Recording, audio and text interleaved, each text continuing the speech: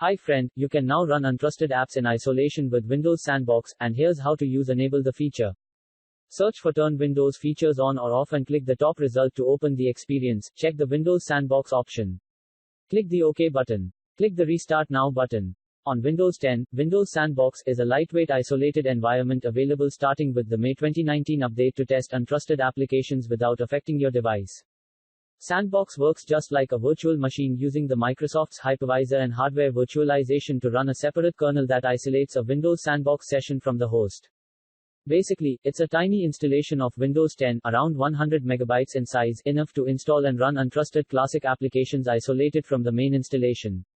According to the company, Windows Sandbox is also very efficient as it uses integrated kernel scheduler, smart memory management, and virtual graphics, and it's disposable. Once you finish using the app, the sandbox gets deleted, which means that every time you start the feature, you'll start with a clean install of Windows 10.